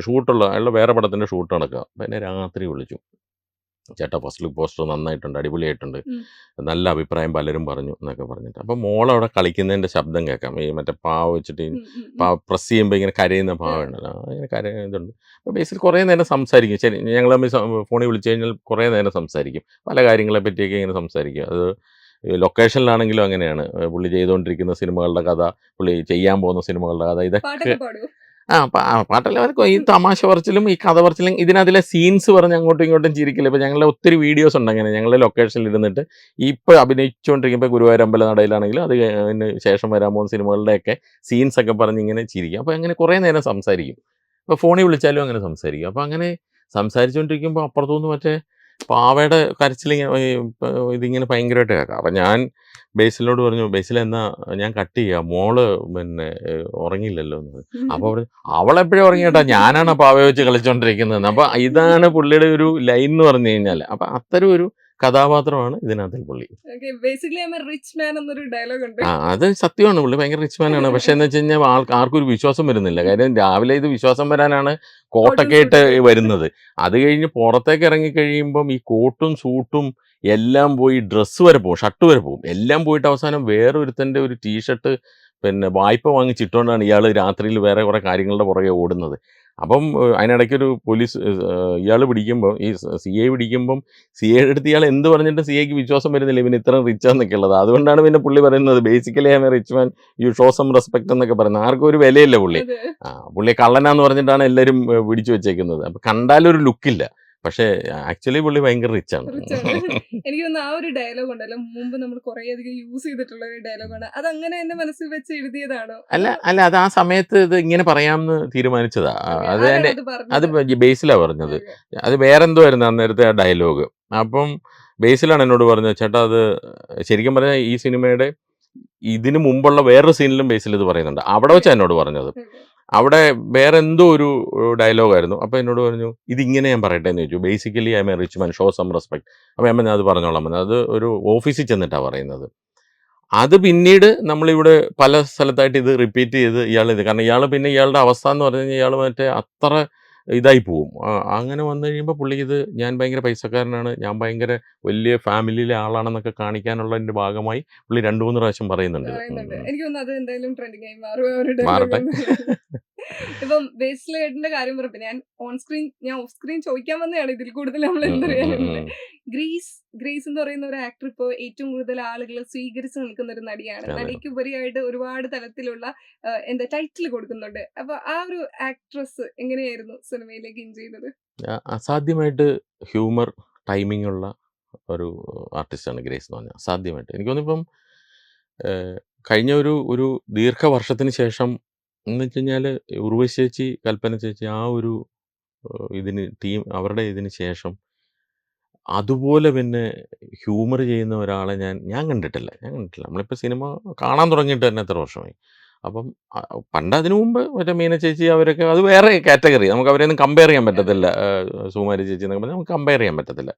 അതൊക്കെ കഴിഞ്ഞൊരു അടുത്ത ജനറേഷനിലേക്ക് വരുമ്പം ഇവർ രണ്ടുപേരുമായിരുന്നു ഭയങ്കരമായിട്ട് ഹ്യൂമർ ചെയ്യുന്നത്. അപ്പോൾ ആ ഒരു ലെവലിൽ എത്തുന്ന ഒരു ആക്ട്രസ്സാണ് ഗ്രേസ് എന്ന് പറഞ്ഞു കഴിഞ്ഞാൽ. അത് ഈ സിനിമ കാണുമ്പോൾ നിങ്ങൾക്ക് മനസ്സിലാവും. അതായത് ഇതിൽ ഏറ്റവും കൂടുതൽ കള്ളം പറയുന്ന 2 പേര് ഗ്രേസും ബേസിലുമാണ്. അപ്പം ഈ ഗ്രേസിൻ്റെ കള്ളം പറച്ചിലെന്നൊക്കെ പറഞ്ഞു കഴിഞ്ഞാൽ നമുക്ക് കള്ളമാണെന്നൊന്നും തോന്നാത്ത രീതിയിൽ അത്ര വിശ്വസനീയമായിട്ടാണ് ഗ്രേസ് പറഞ്ഞു ഫലിപ്പിക്കുന്നത്. അതൊക്കെ അസാധ്യമായിട്ട് ചെയ്തിട്ടുണ്ട്. എന്നിട്ട് ഇത് പിടിക്കപ്പെടുമ്പം ഉള്ള ഒരു പരിഭ്രമവും അത് മാറ്റിപ്പറയലും ഒക്കെ ഉണ്ട്. അതൊക്കെയാണ് അതിൻ്റെ ഹ്യൂമർ എന്ന് പറയുന്നത്. ഈ സിനിമയുടെ ഒരു ഹ്യൂമർ ട്രാക്ക് എന്ന് പറയുന്നത് അതാണ്. അപ്പോൾ അതൊക്കെ ഗ്രേസ് അസാധ്യമായിട്ട് ചെയ്തിട്ടുണ്ട്. അസാധ്യമായിട്ട് ഒരു സംശയമില്ല ഗ്രേസിൻ്റെ പെർഫോമൻസിനെ പറ്റി. ഓക്കെ, ഞാൻ കേട്ടിട്ടുണ്ട് ഇപ്പൊ ജാഫർ ഇടുക്കിക്ക് ഒരു സിനിമയിൽ കൂമനില് സജഷൻസ് അല്ല ചോയ്സസ് വന്ന ഓപ്ഷനിലായിരുന്നു 2 പേരുടെ പേരാണ് വെച്ചിരുന്നത് സാർ എന്ന് അതെ, കേട്ടിട്ടുണ്ട്. ഇന്ദ്രൻ ചേട്ടനായിരുന്നു ഫസ്റ്റ് ഓപ്ഷൻ. ഓക്കെ, അപ്പൊ ഈ സിനിമയിൽ അങ്ങനെ വല്ല ഇല്ല. ഈ സിനിമയിൽ നമ്മൾ തിരക്കഥ വായിക്കുമ്പോൾ തന്നെ ഈ ആർട്ടിസ്റ്റുകളൊക്കെ ഓൾമോസ്റ്റ് ഇപ്പോൾ അതിനകത്തൊരു സർക്കിൾ ഇൻസ്പെക്ടറുടെ ക്യാരക്ടറുണ്ട്. അത് വായിക്കുന്ന എല്ലാവരും പറയുന്നത് ഇത് തിരുവനന്തപുരം ബൈജു, അത് വേറെ ബൈജേട്ടനാണത്. അത് എനിക്ക് എഴുതുമ്പോഴും പുള്ളിയാണ് എൻ്റെ മനസ്സിൽ അതിനകത്തിൽ. പിന്നെ ചില കഥാപാത്രങ്ങളൊക്കെ അങ്ങോട്ടോ ഇങ്ങോട്ടൊക്കെ നമ്മൾ ഇദ്ദേഹത്തിന് ഇത് കൊടുക്കണോ അത് കൊടുക്കണോ എന്നൊക്കെ ചില ആലോചനകളൊക്കെ വന്നിട്ടുണ്ടെങ്കിലും ഒട്ടുമിക്ക ആർട്ടിസ്റ്റുകളും ഞങ്ങളൊരു സെക്കൻഡ് ഓപ്ഷൻ ഇല്ലാതെ തന്നെ പോയ ഇതാണിത്. എനിക്ക് തോന്നുന്നു 1-2 കഥാപാത്രങ്ങളേ ഉള്ളൂ നമ്മളൊരു വേറൊരു ഓപ്ഷൻ വെച്ചിട്ട് ചിലപ്പോൾ ഒരു ബാക്കപ്പ് ഓപ്ഷൻ എടുക്കേണ്ടിയൊക്കെ വന്നു. ബാക്കിയെല്ലാം മെയിൻ കഥാപാത്രങ്ങളെല്ലാം ഇത് നമ്മൾ ഇത് ചെയ്താണ്. കാരണം ഇതിലൊരു പ്രൊഡ്യൂസറിൻ്റെ ഒരു ക്യാരക്ടർ ഉണ്ടാക്കി, അതായത് ബിനു പപ്പു നമ്മൾ ആദ്യം തന്നെ തീരുമാനിച്ചായിരുന്നു. ട്രെയിലറിലൊക്കെ കണ്ടു. ഇപ്പൊ നോക്കുവാണെങ്കിൽ മാധ്യമപ്രവർത്തനം മീൻസ് ജേർണലിസം പഠിച്ചു. ഞാൻ ജേർണലിസം പക്ഷേ വളരെ കുറച്ച് പ്രാക്ടീസ് ചെയ്തുള്ളൂ. ഞാൻ മലയാളത്തിലെ ഒരു ആദ്യത്തെ ഓൺലൈൻ ഇതെന്ന് പറഞ്ഞാൽ ഓൺലൈൻ മീഡിയ, അങ്ങനെയല്ലേ, ഓൺലൈൻ പത്രം നമുക്ക് പറയാൻ പറ്റില്ല, ഓൺലൈൻ മീഡിയ 2000 ഫസ്റ്റ് തുടങ്ങുന്നത് ഞാനാണ്. keralaworld.com എന്ന് പറഞ്ഞിട്ട് ഫസ്റ്റ്. ഇപ്പം പല മാധ്യമങ്ങളുടെയും തലപ്പത്തിരിക്കുന്ന പല ആൾക്കാരും എൻ്റെ കൂടെ ഒന്ന് വർക്ക് ചെയ്തിരുന്നവരുണ്ട്. അപ്പം അതാണ് എൻ്റെ ഒരു മാധ്യമ പ്രവർത്തനത്തിൽ. പക്ഷേ ഞാൻ അതിനു മുമ്പ് തന്നെ അഡ്വർടൈസിങ് ഏജൻസി സ്റ്റാർട്ട് ചെയ്തായിരുന്നു. ഏജൻസി തുടങ്ങി 2-3 വർഷം കഴിഞ്ഞപ്പോഴാണ് ഇത് ഞാൻ പക്ഷേ വേറൊരു ബിസിനസ് ഗ്രൂപ്പ് ഇൻവെസ്റ്റ് ചെയ്തിട്ട് ഞാനതിൻ്റെ എഡിറ്റർ എന്നുള്ള നിലയിൽ ഇരുന്നത് ചെയ്തതാണ്. അത് പക്ഷേ വളരെ കാലം മുമ്പേ ഉണ്ടായ അതെ. പോയ ഒരു ചിന്തയത്. അതെ. മീൻസ് നമ്മൾ കാലത്തിന് മുമ്പേ ഒരു സഞ്ചരിച്ച സഞ്ചരിച്ച ഒരു ചിന്തയത്. അന്ന് 2000-ൽ ഓൺലൈൻ മീഡിയ തുടങ്ങാം എന്നുള്ളത് ഒരു ഭയങ്കര അഡ്വാൻസ്ഡ് ആയ ചിന്തയായിരുന്നു. അത് 2020-ലായിരുന്നെങ്കിൽ അത് നമ്മൾ സക്സസ്ഫുൾ ആയേനെ, അല്ലെ 2015-ലെങ്കിലും ആയിരുന്നെങ്കിൽ ഒരു 15 വർഷമെങ്കിലും മുമ്പേ നമ്മൾ ആ ചിന്ത ഇത് ചെയ്തതാണ്. അപ്പം അങ്ങനെ വളരെ കുറച്ചേ ഞാൻ ജേർണലിസം പ്രാക്ടീസ് ചെയ്തിട്ടുള്ളൂ. പിന്നെ കോപ്പി റൈറ്ററായിട്ട്, കണ്ടന്റ് റൈറ്ററായിട്ട് ഉം. അഡ്വർടൈസിങ് ഏജൻസിയിൽ ഒരു വർഷത്തോളം വർക്ക് ചെയ്തിട്ടുണ്ട്. എറണാകുളത്തെ 2-3 ഏജൻസിയിൽ. പിന്നെ ഏജൻസി സ്വന്തമായി നടത്തുമായിരുന്നു. ഇങ്ങനെയാണ് എൻ്റെ ഒരു മാധ്യമ പ്രവർത്തനം. ഏജൻസി നടത്താൻ തുടങ്ങിയ ശേഷം പിന്നെ എനിക്ക് മറ്റ് മേഖലകളിലേക്ക് നോക്കാൻ ഇടപെടാനുള്ള ഒരു പറ്റില്ല. ഇത് കിട്ടിയില്ല, ഒരു ടൈം കിട്ടിയില്ല, അല്ലെങ്കിൽ ഒരു മനസ്സ് കൊടുക്കാൻ പറ്റിയില്ല എന്നുള്ളതാണ്. കാരണം ഏജൻസി നടത്തുക എന്ന് പറയുന്നത് ഒരു തലവേദന പിടിച്ച ഒരു ബിസിനസ്സാണ്. ക്ലയൻസിനെ പോയി കാണണം, അവരുടെ ബിസിനസ് പിടിക്കണം, അവർക്ക് ക്രിയേറ്റീവ്സ് ഉണ്ടാക്കി അത് അപ്രൂവ് ചെയ്യിക്കണം. അതൊരു 50 പ്രാവശ്യം നടന്നാലാണ് അത് അപ്രൂവ് ചെയ്യുന്നത്. പിന്നെ ഇത് പബ്ലിഷ് ചെയ്യണം, അല്ലെങ്കിൽ പ്രൊഡക്റ്റ് പ്രൊഡ്യൂസ് ചെയ്യണം, പ്രൊഡക്ഷൻ ചെയ്യണം, റിലീസ് ചെയ്യണം. ഞാൻ ആ സമയത്ത് 96, 2000 ആ പീരീഡിലൊക്കെ ഞാൻ കൂടുതലും പ്രിന്റ് മീഡിയയിലായിരുന്നു പരസ്യം ചെയ്യുന്നത്. പിന്നെ ഏതെങ്കിലും ഒരു ക്ലയൻറ്റ് ആ സമയത്ത് സാമ്പത്തികമായി പ്രതിസന്ധിയിലായാൽ നമ്മുടെ പൈസ പോയി, പിന്നെ അത് ഉണ്ടാക്കാൻ നടക്കാം. ഇങ്ങനെയുള്ള ഒരു ടെൻഷൻ പിടിച്ച ജീവിതമാണ് ഈ പക്ഷെ എനിക്ക് ഇപ്പോഴാണെങ്കിൽ അത്ര ടെൻഷൻ വരത്തില്ല, ആ സോഷ്യൽ മീഡിയ ഒക്കെ ഉള്ളത് കൊണ്ട്. ഇപ്പം അത്രയൊന്നും ഇല്ല. അന്നൊക്കെ എന്ന് പറഞ്ഞു കഴിഞ്ഞാൽ ഈ സാമ്പത്തികമായ പ്രശ്നങ്ങളൊക്കെ ഇഷ്ടം പോലെ ഉണ്ട്. കാര്യം എന്ന് വെച്ച് കഴിഞ്ഞാൽ അന്ന് ഈ പ്രിന്റ് മീഡിയയിലൊക്കെ പരസ്യം കൊടുത്തു കഴിഞ്ഞാൽ ക്ലയൻറ്റ് പൊളിഞ്ഞു പോയാൽ നമ്മൾ എന്ത് ചെയ്യും? ഏജൻസി തന്നെ പ്രശ്നത്തിലാവും. അങ്ങനെ ഇഷ്ടംപോലെ സന്ദർഭങ്ങളൊക്കെ ഉണ്ട്. അപ്പോൾ അതിൻ്റെ ഒരു സ്ട്രെസ്സിനകത്തിൽ, അല്ലെങ്കിൽ ടെൻഷനകത്തിൽ ഇങ്ങനെ പോകുമ്പം ക്രിയേറ്റീവ് സാധനം എല്ലാം മാറിപ്പോവും, മാറ്റിവെച്ച്. മാറ്റി വെച്ചു. കാരണം എൻ്റെ ഏജൻസിയിൽ കണ്ടന്റ് എഴുതുന്ന കോപ്പി റൈറ്റർ വേറെ ആളായിരുന്നു, ഞാനല്ലായിരുന്നു എഴുതുന്നത്. ഞാൻ കോപ്പി റൈറ്ററായിട്ട് എൻ്റെ കരിയർ തുടങ്ങിയിട്ട് ഞാൻ വേറെ ആളെ വെച്ച് എഴുതിച്ചോണ്ടിരുന്നത്. എഴുതാൻ പറ്റത്തില്ല. ഇതെല്ലാം നിർത്തി തലേന്ന് ഒഴിഞ്ഞ് കഴിഞ്ഞപ്പോഴാണ് എഴുതാൻ പറ്റുന്നത്. ഓക്കെ. അപ്പൊ ഞാൻ ചോദിച്ചു വന്നത്, അങ്ങനെ പിന്നെ നമ്മൾ തിരക്കഥയിലേക്ക് വരികയാണ്, സിനിമയിലേക്ക് വരികയാണ്. നമുക്ക് കാണാൻ കഴിയുന്ന ഒരു ട്രെൻഡ് ഉണ്ട്. ഇപ്പൊ സ്ക്രീൻ റൈറ്റർ ആയി മാറി പിന്നെ ഒരു ഡയറക്ഷനിലേക്ക് ആ പോകാറുണ്ട്. അത് ആ സിനിമയോടുള്ള നമുക്ക് എന്താ പറയാ, ഒരുപാടുള്ള അഭിനിവേശവും അതെ സ്നേഹവും ഒക്കെയാണ് സിനിമയോടുള്ള. അപ്പൊ ഇക്കഴിഞ്ഞ വർഷങ്ങളിൽ എപ്പോഴെങ്കിലും സാർ ഓർത്തിട്ടുണ്ടോ ഒരു സംവിധാനത്തിലേക്ക് ഇറങ്ങാൻ? അല്ല, ഞാനത് ഓർക്കായി ഒന്നുമല്ല. പക്ഷേ എന്താണെന്ന് വെച്ച് കഴിഞ്ഞാൽ ഇപ്പോൾ ഒരു കുറച്ച് സിനിമകൾ എഴുതി കൊടുക്കാമെന്ന് കമ്മിറ്റ് ചെയ്തിട്ടുണ്ട്. ഓക്കെ. ഇപ്പം ജിത്തുവിന് തന്നെ 2-3 സിനിമകൾ കമ്മിറ്റ് ചെയ്തിട്ടുണ്ട്. ഇനിയും ജിത്തു സാറുമായിട്ടുള്ള ഉണ്ട്, കൂട്ടുകെട്ട്. തീർച്ചയായിട്ടും ഉണ്ട്. ഇമ്മീഡിയറ്റ് ഒന്നും പ്രൊജക്റ്റായിട്ടോ അല്ലെങ്കിൽ ഒരു അതായിട്ടൊന്നുമില്ല. എന്നാലും ധാരണയിലുണ്ട്. ഒരു 2-3 പ്രൊജക്റ്റുകളുടെ ഒരു ധാരണയുണ്ട്. കഥകൾ പറഞ്ഞു വെച്ചിട്ടുണ്ട്. പിന്നെ അതല്ലാതെയുള്ള ഒരു 2-3 ഒരു സീനിയർ ഡയറക്ടറും 1-2 പുതിയ ഡയറക്ടേഴ്സുമായിട്ട് 2-3 ഡയറക്ടേഴ്സിന് ആയിട്ടും ഏതാണ്ട് എഴുത്ത് പകുതിയായതും എഴുത്ത് പൂർണ്ണമായതും ഒക്കെ ആയിട്ട് സിനിമകളുടെ ഓക്കെ. ചർച്ചകളും കാര്യങ്ങളൊക്കെ ഉണ്ട്. അപ്പോൾ ഈ കമ്മിറ്റ് ചെയ്ത പരിപാടികളെല്ലാം ഒന്ന് എഴുതി തീരുമ്പോഴത്തേക്ക് എന്തായാലും 2 കൊല്ലമൊക്കെ 3 കൊല്ലമൊക്കെ എടുക്കും. അത് ഓക്കെ. കഴിഞ്ഞിട്ട് നമുക്ക് അത് ഡയറക്ഷനെ അത് നോക്കാല്ലേ? നടക്കത്തുള്ളായിരിക്കും. കാര്യം നമ്മൾ ഈ ഇൻഡസ്ട്രിയിലേക്ക് വന്ന് നമ്മുടെ ഒരു എക്സൈറ്റ്മെന്റ് ഉണ്ടല്ലോ, നമ്മൾ അതെ. തിരക്കഥാകൃത്തായി എന്ന്. അതെ. അപ്പോൾ ആ സമയത്ത് ആരെങ്കിലും നമ്മളോട് കഥയുണ്ടോ എന്നൊക്കെ ചോദിക്കുമ്പോൾ 1-2 സിനിമയൊക്കെ വരുമ്പോൾ ആൾക്കാർ ചോദിക്കും. ഉം. സ്പെഷ്യലി കൂമൻ വന്ന ശേഷമാണ് എന്നോട് ആൾക്കാർ നല്ല എനിക്ക് കഥകളുണ്ടോ. തോന്നുന്നു അത് ആസിഫിക്കും നല്ലൊരു തീർച്ചയായിട്ടും. വിജയമാണ് എന്നോട് നേടിക്കൊടുത്തത്. ഒത്തിരി ഡയറക്ടേഴ്സൊക്കെ കഥകളുണ്ടോ, അല്ലെങ്കിൽ എന്നെ ഇങ്ങോട്ട് വിളിക്കുകയോ അല്ലെങ്കിൽ ഞാൻ ഒരു സബ്ജക്റ്റ് ഉണ്ടെന്ന് പറഞ്ഞാൽ കേൾക്കാൻ തയ്യാറാവുകയൊക്കെ ചെയ്തത് അതിന് ശേഷം ആണ്. അപ്പോൾ അങ്ങനെ വന്നു കഴിഞ്ഞപ്പോൾ നമുക്ക് അത്യാവശ്യം ഇൻഡസ്ട്രിയിൽ പേരുള്ള ഒരു ഡയറക്ടർ വിളിച്ചൊരു കഥയുണ്ടോ എന്ന് ചോദിക്കുമ്പോൾ നമ്മൾ പെട്ടെന്ന് എക്സൈറ്റ്മെൻ്റ് ആവും. നമ്മൾ ഒരു കഥ പറയാം. അപ്പോൾ നമ്മളതിൽ ലോക്ക്ഡായി. ഇഷ്ടപ്പെട്ടു എന്ന് പറഞ്ഞാൽ നമ്മൾ ലോക്ക്ഡായി. നമ്മളിത് തന്നെ എഴുതി കൊടുക്കണമല്ലോ. അതെ. അപ്പോൾ അങ്ങനെ ലോക്ക്ഡായ കുറച്ച് പ്രൊജക്റ്റുകളുണ്ട്. അതൊന്ന് തീർത്ത് കഴിഞ്ഞാൽ ഡയറക്ഷനെ പറ്റിയൊക്കെ ആലോചിക്കുമായിരിക്കും. ആലോചിക്കണമെന്നുണ്ടെങ്കിൽ ഞാൻ മുമ്പ് ഒരു ഇന്റർവ്യൂവിൽ കേട്ടതാണ്, ഒരു വർഷം മമ്മൂക്കിക്ക് വേണ്ടി ഒരു സിനിമ അല്ല, ഇന്ത്യയില് എവിടെയോ ഉണ്ടെന്ന്. അത് ഇപ്പം നിലവിൽ ഒന്നും പറയാൻ പറ്റുന്ന സാഹചര്യത്തിൽ അങ്ങനത്തെ പരിപാടിയൊന്നുമില്ല. ഓക്കെ. കാരണം അത് ഉണ്ടാവും. അല്ല, അത് നമ്മുടെ ആഗ്രഹവും കൂടെയാണ്. കാര്യം എന്ന് വെച്ച് കഴിഞ്ഞാൽ ഞാനിപ്പം ലാലേട്ടനുമായിട്ട് സിനിമ ചെയ്തു, മറ്റ് യങ്സ്റ്റേഴ്സ് 1-2 പേരുമായിട്ട് സിനിമ ചെയ്തു. അപ്പോൾ തീർച്ചയായിട്ടും നമ്മുടെ അടുത്തൊരു വലിയ ആഗ്രഹമാണ് ഇൻഡസ്ട്രിയിലെ ഏറ്റവും വലിയ ആർട്ടിസ്റ്റുകളിൽ വെച്ചാൽ ഏറ്റവും എന്താ പറയുക മെഗാസ്റ്റാർ എന്ന് പറയുന്ന മമ്മൂക്കയുടെ കൂടെ ഒരു സിനിമ ചെയ്യാൻ പറ്റുക എന്നുള്ളത് അത് ഏതൊരു ഫിലിം മേക്കറുടെയും ആഗ്രഹമാണത്. പ്രത്യേകിച്ച് മമ്മൂക്ക എന്ന് പറഞ്ഞു കഴിഞ്ഞാൽ ഇങ്ങനെ വെറൈറ്റി തീർച്ചയായും. അങ്ങനെ നോക്കി അതെ. നിൽക്കുന്ന ഒരാളാണ്. അപ്പം പുതിയ ആൾക്കാരെയൊക്കെ പ്രോത്സാഹിപ്പിക്കുകയും ചെയ്യുന്നതാണ്. അപ്പോൾ അദ്ദേഹമായിട്ട് സിനിമ ചെയ്യണമെന്ന് ആഗ്രഹമുണ്ട്, ആലോചനയിലുണ്ട്, മനസ്സിൽ ചില സബ്ജക്റ്റുകളുണ്ട്. അത് ഓക്കെ. ആയാൽ ആകാം എന്നുള്ളതേ ഉള്ളൂ. സാറിന്റെ സിനിമകൾ നോക്കുവാണെങ്കിൽ ത്രില്ലർ, ഇൻവെസ്റ്റിഗേഷൻ ത്രില്ലർ, ഇപ്പൊ അതെ ഇതാ കോമഡി അതെ ജാണർ. ഇനി ഒരു ജാണർ തീർച്ചയായിട്ടും ഉണ്ട്, ഏതായിരിക്കും? തീർച്ചയായിട്ടും ഉണ്ട്. ഞാനിപ്പം വർക്ക് ചെയ്തുകൊണ്ടിരിക്കുന്ന അല്ലെങ്കിൽ ഒരു യങ് യൂത്ത് ഒരു സ്റ്റാറിൻ്റെ കൂടെ ചെയ്യാൻ ഉദ്ദേശിക്കുന്ന ഒരു സിനിമ ഒരു ക്യാമ്പസ് അങ്ങനത്തെ ഒരു മൂവിയാണ്. ഇപ്പോഴത്തെ കാലത്തെ ഒരു വേറൊരു ടൈപ്പ് ക്യാമ്പസ് തന്നെ, അതിനകത്ത് വേറൊരു കഥ വരുന്ന കൂടുതൽ പോലെ സ്പോയിലർ ചെയ്യാൻ ആ പറ്റില്ല. അങ്ങനത്തെ ഒരു ക്യാമ്പസ് അതിൽ വരുന്ന ഒരു എന്താ പറയുക ഒരു സെലിബ്രേഷൻ മൂഡിലുള്ള ഒരു മൂവി. ഓക്കെ. 100% സെലിബ്രേഷൻ മൂഡിലുള്ള. പിന്നെ ഞാൻ ഒരു ഇമോഷണൽ ഡ്രാമ വർക്ക് ചെയ്യുന്നുണ്ട്. ഉം. ഒരു സർവൈവൽ ത്രില്ലർ പോലത്തെ ഒരു സബ്ജക്റ്റ് വർക്ക് ചെയ്തിട്ടുണ്ട്. എനിക്ക് ഡിഫറെൻറ്റ് ജോണർ വർക്ക് ചെയ്യണം എന്ന് എനിക്ക് ഭയങ്കര ആഗ്രഹമുണ്ട്. അതിപ്പോൾ നമ്മളിപ്പോൾ നുണക്കുഴി നന്നായി വന്നു കഴിഞ്ഞാൽ തീർച്ചയായിട്ടും ഞാനൊരു കോമഡി ഇതും കൂടെ ചെയ്യും. ഒന്നും കൂടെ പിന്നെ ചെയ്യും. ജിത്തുവായിട്ട് ഞാനൊരു ത്രില്ലർ പരിപാടി വർക്ക് ചെയ്യുന്നുണ്ട്. കഥ പറഞ്ഞിങ്ങനെ വെച്ചിട്ടുണ്ട്. ഇതൊക്കെ എല്ലാം സമയം വരുന്നതനുസരിച്ച് ഇതൊക്കെ വർക്കായി വരും. ഓക്കെ. ഞാൻ ഇപ്പൊ കൂമന് വേണ്ടി ഒരുപാട് ഇൻവെസ്റ്റിഗേഷൻ നടത്തിയിട്ടുണ്ട്. കൂമൻ എന്നല്ല, 12th മാനാണ് നമ്മൾ ഉം. സിനിമയിലേക്ക് ഇറങ്ങുമ്പോൾ ഒരുപാട് ഇൻവെസ്റ്റിഗേഷൻ നടത്താറുണ്ട്. തീർച്ചയായിട്ടും കൂമിന് വേണ്ടിയാണ് കൂടുതൽ നടത്തിയിരിക്കുന്നത്. ഓക്കെ. ഈ കോമഡി സിനിമകൾ വർക്ക് ചെയ്യാൻ ഭയങ്കര പാടാണെന്ന് ഞാൻ കേട്ടിട്ടുണ്ട്. വർക്കൗട്ട് ആവാൻ, ആളുകളിലേക്ക് എത്തിക്കാൻ. അപ്പൊ ഈ ഒരു കോമഡി സിനിമയിലേക്ക് ഇറങ്ങുമ്പോൾ റെഫറൻസ് ഒക്കെ നോക്കിയിരുന്നോ? ഇല്ല അങ്ങനെ നോക്കിയിട്ടൊന്നുമില്ല. റെഫറൻസ് ഒന്നും നോക്കിയില്ല. നമ്മളിപ്പോൾ കോമഡി സിനിമ നമ്മൾ ധാരാളം കോമഡി സിനിമ എന്നല്ല എല്ലാ സിനിമയും നമ്മൾ ധാരാളമായിട്ട് കാണുന്നതാണല്ലോ. കോമഡി നമുക്ക് എഴുതാൻ പറ്റും എന്നൊരു കോൺഫിഡൻസ് ആയി കഴിഞ്ഞാൽ നല്ലതാണ്. കാര്യം എന്ന് വെച്ചാൽ കോമഡി എഴുതുക എന്ന് പറഞ്ഞാൽ അത്ര എളുപ്പമുള്ള അതെ, ഇതല്ല. അതെ. അസാമാന്യമായ ധൈര്യം വേണം കോമഡി എഴുതാനായിട്ട്. തീർച്ചയായും. കാരണം ഇത് തിരിച്ചടിച്ചു കഴിഞ്ഞാൽ പരിപാടി കഴിഞ്ഞു, കഴിഞ്ഞു. തീർന്നു. കാരണം ഒരു ത്രില്ലർ സിനിമ കണ്ടിട്ട് ആൾക്കാർ കൂവത്തൊന്നുമില്ല. കോമഡി വർക്കായില്ലെങ്കിൽ ആൾക്കാർ ഉറപ്പായിട്ടും പോവും. ഒരു സംശയമില്ല. ത്രില്ലർ സിനിമ കണ്ടിട്ട് അവർക്ക് ട്വിസ്റ്റ് വർക്കായില്ല, അല്ലെ സസ്പെൻസ് അവർക്ക് നേരത്തെ കിട്ടി. അത് ഞങ്ങൾക്ക് നേരത്തെ കിട്ടിയായിരുന്നു, റൈറ്ററുടെ പരിപാടി ഞങ്ങളുടെ അടുത്ത് നടന്നില്ല, ഇങ്ങനെയൊക്കെ പറയത്തുള്ളൂ. അല്ലെ അത് വർക്കായില്ല, അങ്ങനെയൊക്കെയുള്ളൂ. മറ്റേത് അങ്ങനെയല്ല.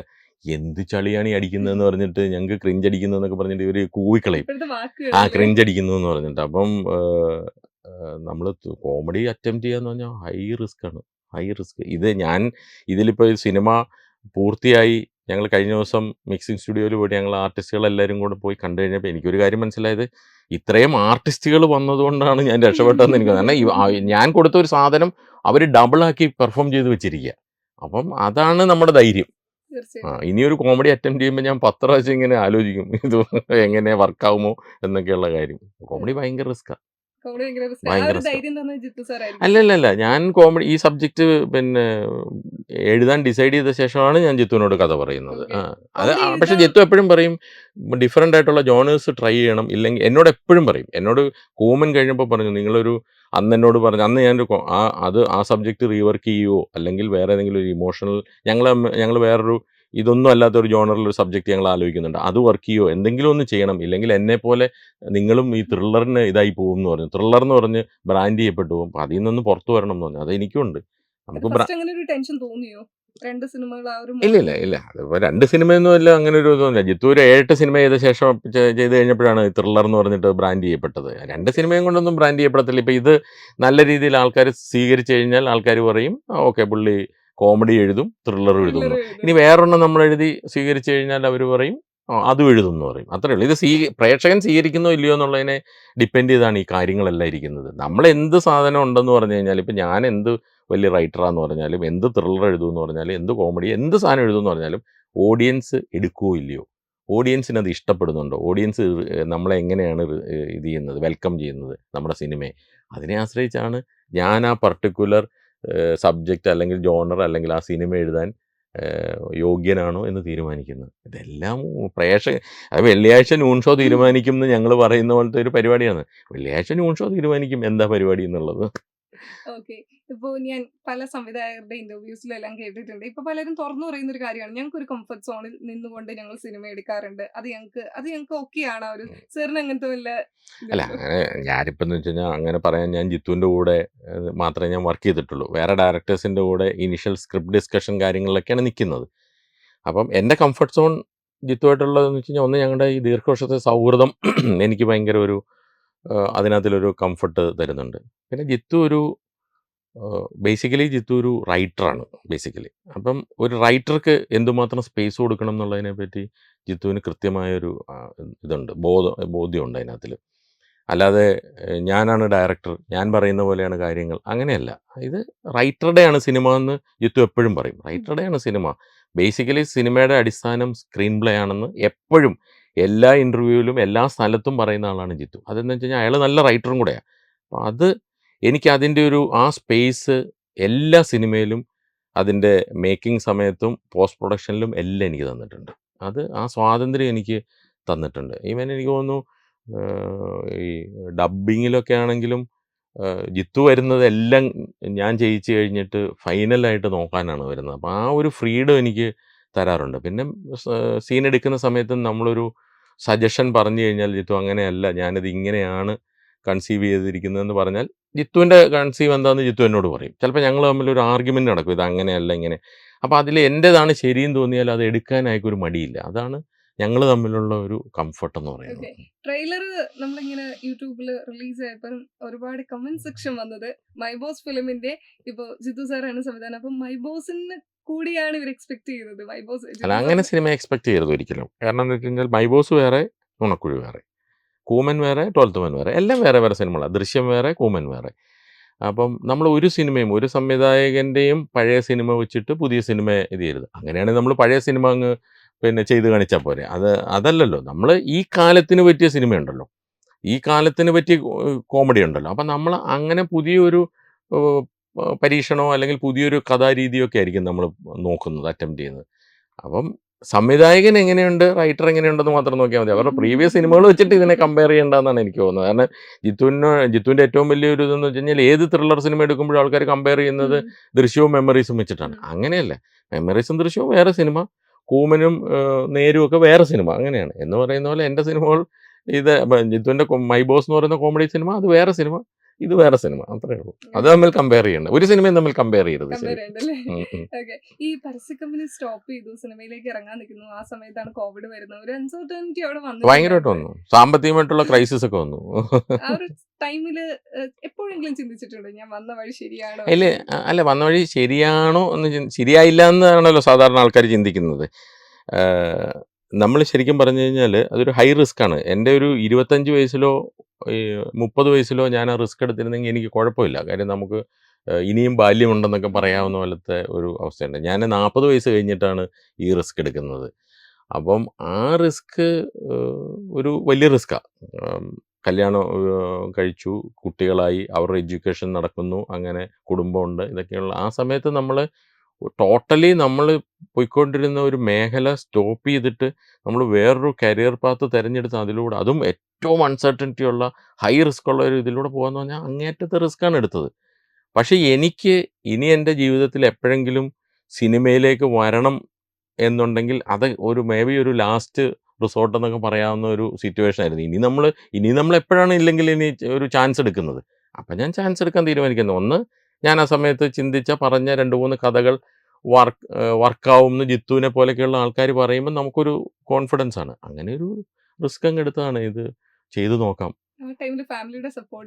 തീർച്ചയായിട്ടും എൻ്റെ കുടുംബം ഭയങ്കര സപ്പോർട്ടായിരുന്നു, യാതൊരു സംശയമില്ല. കാര്യം ഇത് നടക്കാതെ പോകുമ്പം ഈ മറ്റ് സ്ഥലങ്ങളിൽ നിന്ന് നമുക്ക് പ്രഷർ വരും. പേരൻസ്, നമ്മുടെ റിലേറ്റീവ്സ് അല്ലെങ്കിൽ ഫ്രണ്ട്സ് ഒക്കെ പറയും നമുക്ക് വേണമെങ്കിൽ അല്ല ഇങ്ങനെ പോയാൽ പറ്റത്തില്ല, ഇതൊക്കെ സിനിമയൊക്കെ എന്താണെന്ന് വെച്ച് കഴിഞ്ഞാൽ നമ്മളൊരു ഇത്രയും വർഷം 10-20 വർഷം വേറെ മേഖലയിൽ വർക്ക് ചെയ്തിട്ട് ഞാൻ അതെല്ലാം നിർത്തി സിനിമ എഴുതാൻ പോകാമെന്ന് പറഞ്ഞു കഴിഞ്ഞാൽ ആൾക്കാരൊന്നും സമ്മതിക്കില്ല. ആൾക്കാർ പറയും ഇങ്ങേർക്ക് എന്താ തലയ്ക്ക് അസുഖമെന്ന് പറയും. പക്ഷേ എൻ്റെ കുടുംബം, ഇപ്പം എൻ്റെ വൈഫോ മകളോ മകനെപ്പോഴത്തെ അന്നേരം ചെറുതാണ്, ആയി വരുന്നേ ഉള്ളൂ.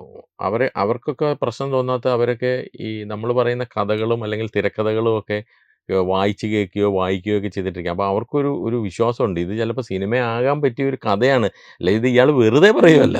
മനസ്സിലായില്ലേ? ഞാൻ തിരക്കഥ എഴുതാൻ പോകാമെന്നും പറഞ്ഞ് ഇയാൾ വെറുതെ വീട്ടിൽ കയറിയിരിക്കുകയല്ല, ഇയാൾ പണിയെടുക്കുന്നുണ്ട്. അപ്പം അതുകൊണ്ട് ഒരു ധൈര്യമായിരുന്നു. ഇടയ്ക്ക് എനിക്ക് തോന്നുന്നു വലിയ സമ്മർദ്ദം വന്ന സമയത്ത് ഞാനും പറഞ്ഞു അങ്ങനെയാണെങ്കിൽ എൻ്റെ ഒരു അത്രയും വർഷത്തെ എക്സ്പീരിയൻസ് ഒക്കെ വെച്ച് നമുക്ക് ഏതെങ്കിലും ഒരു കോർപ്പറേറ്റ് മേഖലയിൽ PR ഇതിലൊക്കെ നമുക്ക്, ഞാൻ കുറേ ഈ ഏജൻസി നടത്തി പോകുന്ന കൂട്ടത്തിൽ PR എക്സർസൈസ് കുറേ ചെയ്തു പോയിരുന്ന ആളാണ്.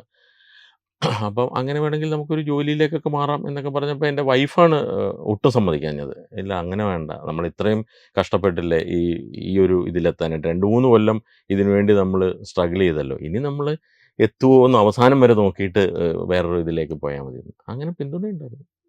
പിന്നെ മോളൊക്കെ അവളുടെ വളരെ ചെറിയ പ്രായം മുതൽ നന്നായി വായിക്കുന്ന ആളാണ്. ഇപ്പോൾ അവൾക്ക് 16, എനിക്ക് തോന്നുന്നു അവൾ വളരെ ചെറിയ പ്രായത്തിൽ തന്നെ അസാമാന്യമായ റീഡിംഗ് ഉള്ള ആളാണ്.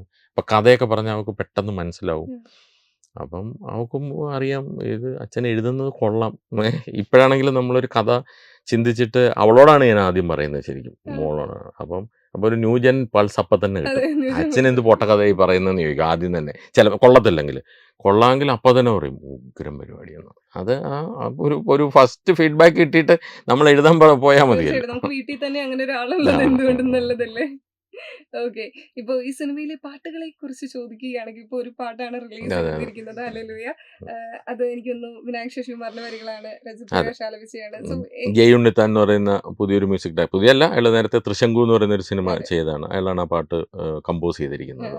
എങ്ങനെയാണ് സിനിമയിലെ പാട്ടുകളെ കുറിച്ച് പറയുകയാണെങ്കിൽ? പാട്ട് 2 പാട്ടാ ഉള്ളത്. ഉം. ഈ പറയുന്ന ജയ് ഉണ്ണിത്താൻ ചെയ്തതും പിന്നെ ഇതിന്റെ ബാക്ക്ഗ്രൗണ്ട് സ്കോർ ചെയ്തിരിക്കുന്ന വിഷ്ണു ശ്യാം എന്ന് പറയുന്ന കൂമനൊക്കെ ചെയ്ത, കൂമൻ ഉം. നേരൊക്കെ ഉം. ചെയ്തതാണ്. അയാളൊരു പാട്ട് ചെയ്തിട്ടുണ്ട്. അതൊരു ടൈറ്റിൽ സോങ് പോലെ വരുന്നതാണ്. ഇതിന്റെ സിനിമയുടെ ഏറ്റവും നിർണായകമായ സമയത്ത് വരുന്ന അതിന്റെ അത് ആ സിനിമയിൽ കാണുമ്പം നിങ്ങൾക്ക് ഈ പാട്ടല്ലാതെ സ്റ്റാൻഡ് അലോൺ ആയിട്ട് കേൾക്കുമ്പോൾ ഇഷ്ടപ്പെടുന്നതിന്റെ 10 ഇരട്ടി ഇഷ്ടപ്പെടും സിനിമയിൽ കാണുമ്പോൾ. ഓക്കെ. കാരണം അത്ര ഒരു ക്ലൈമാക്സിന്റെ തൊട്ട് മുമ്പുള്ള ഒരു സീക്വൻസിലേക്ക് ഇത് കടക്കുമ്പോഴാണ് ഈ പാട്ട് എൻ്റർ ആവുന്നത്. ഓക്കെ. അപ്പം നമുക്ക് മനസ്സിലാവും ഈ പാട്ടിൽ പറയുന്നതാണ് അവിടുത്തെ സിറ്റുവേഷൻ എന്ന് മനസ്സിലാവും. അത് ഭയങ്കരമായിട്ട് വർക്കാവും. Okay sir. കാര്യം ഞങ്ങൾ പിന്നെ ഈ പാട്ട് റിലീസ് ചെയ്ത് കഴിഞ്ഞിട്ട് എന്നോട് ഇതിന്റെ പ്രൊഡക്ഷനിൽ വർക്ക് ചെയ്ത ഒരാൾ വന്നിട്ട് പറഞ്ഞു, ചേട്ടാ എനിക്ക് പാട്ട് അത്രയ്ക്ക് അങ്ങ് വർക്കായില്ല എന്ന് പറഞ്ഞു. അങ്ങനെ അപ്പം ഞാൻ പറഞ്ഞത് കുഴപ്പമില്ല എന്ന് പറഞ്ഞു. കഴിഞ്ഞ ദിവസം ഞങ്ങൾ മിക്സിംഗ് സ്റ്റുഡിയോയിൽ സിനിമ കണ്ടിട്ട് ഇറങ്ങിയിട്ട് ഇവൻ വന്നിട്ട് പറഞ്ഞു, ചേട്ടാ ഞാനാ പറഞ്ഞത് പിൻവലിച്ചു കേട്ടോ. പിൻവലിച്ചു. അത് സിനിമയിൽ കാണുമ്പോഴാണ് ആ പാട്ടിന്റെ എന്താ പരിപാടി എന്ന് നമുക്ക് മനസ്സിലാവുന്നത്. അത് സിനിമയിൽ കാണുമ്പം അത് ഹിറ്റാണ് അത് പാട്ട്. ഓക്കെ. സർ ഒരു സമയത്ത് ഒരുപാട് ആഗ്രഹിച്ച കുറെ സ്വപ്നങ്ങൾ നേടിക്കൊണ്ടിരിക്കുകയാണ്. ആളുകളെ തിരിച്ചറിയാൻ തുടങ്ങിയിരിക്കുകയാണ്. തീർച്ചയായിട്ടും. ആളുകൾ അംഗീകാരം നൽകിക്കൊണ്ടിരിക്കുകയാണ്. എന്താണ് തോന്നുന്നത് ഈ ഒരു നിമിഷം? അല്ല, നമ്മുടെ ലൈഫിലെ നമ്മുടെ ഒരു ഭയങ്കര പാഷനാണ്. ഈ സിനിമ എന്ന് പറഞ്ഞു കഴിഞ്ഞാൽ ചെറുപ്പം മുതലേ ഉള്ള ഒരു ഭയങ്കര ഒരു പാഷനാണ്. ഞാൻ വളരെ ചെറിയ പ്രായത്തിൽ മുതലേ സിനിമ കാണുന്ന, സിനിമയെ ഭയങ്കരമായി ആഗ്രഹിച്ച ആളാണ്. അപ്പം നമുക്ക് ആ മേഖലയിലേക്ക് നമ്മൾ എത്തിപ്പെടുക, നമ്മൾ അന്ന് മുതൽ നമ്മളിങ്ങനെ ആരാധിച്ചു വന്ന ലാലേട്ടൻ്റെ കൂടെ ഒരു സിനിമ ചെയ്യാൻ പറ്റുക, പിന്നെ നമ്മൾ ചെയ്യുന്ന സിനിമകൾ ആൾക്കാർ തിയേറ്ററിലിരുന്ന് കാണുന്നു, നമ്മൾ നമ്മുടെ വീട്ടിലിരുന്ന് എഴുതുന്ന കഥാപാത്രങ്ങൾ സ്ക്രീനിൽ വന്ന് നിന്ന് നമ്മൾ എഴുതിയ ഡയലോഗുകൾ സംസാരിക്കുന്നു. നമുക്കൊരിക്കലും ഒരു ക്രിയേറ്ററുടെ ഭയങ്കര ഒരു സാറ്റിസ്ഫാക്ഷൻ ഉണ്ട്. അത് വേറൊരാൾക്കത് പറഞ്ഞാൽ മനസ്സിലാവുമെന്ന് എനിക്കറിയത്തില്ല. അത് എത്രത്തോളം പറഞ്ഞാൽ മനസ്സിലാവുമെന്ന് എനിക്കറിയത്തില്ല. കാര്യം എന്ന് വെച്ച് കഴിഞ്ഞാൽ നമുക്കതിനകത്തിൽ കിട്ടുന്ന ഫെയിമോ സെലിബ്രിറ്റി സ്റ്റാറ്റസോ പൈസയോ എല്ലാത്തിലും ഉപരി നമുക്കിതിൽ കിട്ടുന്ന ഒരു സാറ്റിസ്ഫാക്ഷൻ ഉണ്ട്. അത് ഭയങ്കരമാണ്. അത് എനിക്ക് എൻ്റെ ചെറുപ്പത്തിലൊക്കെ എന്ന് പറഞ്ഞു കഴിഞ്ഞാൽ എനിക്ക് സിനിമയ്ക്ക് പോകാൻ വീട്ടിൽ നിന്ന് അത്ര പെർമിഷൻ കിട്ടാത്തൊരു സമയത്ത് എൻ്റെ അമ്മയുടെ ഒരു കസിനുണ്ട്, ഒരു കുഞ്ഞമ്മ എന്ന് ഞങ്ങൾ വിളിക്കുന്നത്, ഷീല കുഞ്ഞമ്മ എന്നാണ്. അപ്പോൾ പുള്ളിക്കാരി എല്ലാ സിനിമയും വെള്ളിയാഴ്ച പോയി കാണും. ഹരിപ്പാട് 2 തിയേറ്റർ, എൻ്റെ വീട് ഹരിപ്പാടാണ്. ഹരിപ്പാട് 2 തിയേറ്ററാണെന്നുള്ളത്. അപ്പം എല്ലാ വെള്ളിയാഴ്ചയും ശനിയാഴ്ചയും പുതിയ സിനിമകൾ റിലീസ് ചെയ്യുന്നത് പുള്ളിക്കാരി പോയി കാണും. കണ്ടിട്ട് ഈ സൺഡേ ഉച്ചയ്ക്കോ മറ്റോ എൻ്റെ വീട്ടിൽ വരും. എന്നിട്ട് ഞങ്ങൾ പിള്ളേരെല്ലാം വിളിച്ചിരുത്തിയിട്ട് പുള്ളിക്കാരി ഈ സിനിമ എങ്ങനെ നമ്മളിരുന്ന് കണ്ട പോലെ പുള്ളിക്കാരി കഥ പറഞ്ഞു തരും. അപ്പോൾ അങ്ങനെ നമുക്ക് അന്ന് മുതലേ നമുക്ക് എല്ലാ ആഴ്ചയും ഈ പുതിയ സിനിമയുടെ കഥ കേൾക്കാൻ വരെ അത്ര താല്പര്യമായിരുന്നു. പിന്നെ അത് കാണലായി. പിന്നെ നമ്മൾ വിടാതെ സിനിമ കാണലായി. പിന്നെ നമ്മൾ കോളേജിൽ പ്രീ ഡിഗ്രിയും ഡിഗ്രിയും പഠിക്കുന്നത്, കോളേജിലേക്ക് പോകുന്നത് തന്നെ വെള്ളിയാഴ്ച സിനിമ കാണാനാന്നുള്ള രീതിയിലേക്ക് മാറി. അങ്ങനെ സിനിമയോട് താല്പര്യമുള്ള ഒരാൾക്ക് സിനിമയിലേക്ക് വരിക എന്ന് പറഞ്ഞാൽ ചെറിയ കാര്യമല്ല അത്. ഓക്കെ. അപ്പൊ ഇപ്പൊ ഭയങ്കര ഹാപ്പിയാണെന്ന് ഞാൻ വിശ്വസിക്കുകയാണ്. തീർച്ചയായിട്ടും. നമ്മുടെ ഹാപ്പി എപ്പോഴും ഓഡിയൻസ് നമ്മളെ അംഗീകരിക്കുമ്പോഴാണ്. അപ്പം മാത്രമേ ഉള്ളൂ ഹാപ്പി. ഇത് നമ്മൾ ചെയ്ത സാധനം കണ്ടിട്ട് നാളെ പ്രേക്ഷകൻ ചിരിച്ചാൽ ഹാപ്പി. ഓക്കെ. അപ്പൊ എന്തായാലും നുണക്കുഴിയും ഒരു വമ്പൻ ഹിറ്റായി മാറട്ടെ. അത് ആളുകൾ ഇപ്പോഴേ പ്രെഡിക്റ്റ് ചെയ്യാൻ തുടങ്ങി. അതിന് ഒരുപാട് പ്രഡിക്ഷൻ വന്നു തുടങ്ങി. അതുപോലെ സംഭവിക്കട്ടെ. Okay. Thank you so much sir. ഇത്രയും സമയം നമ്മളോടൊപ്പം ജോയിൻ താങ്ക് യു ചെയ്ത് താങ്ക് യു നമുക്ക് വിശേഷങ്ങൾ പറഞ്ഞു. Thank you thank you.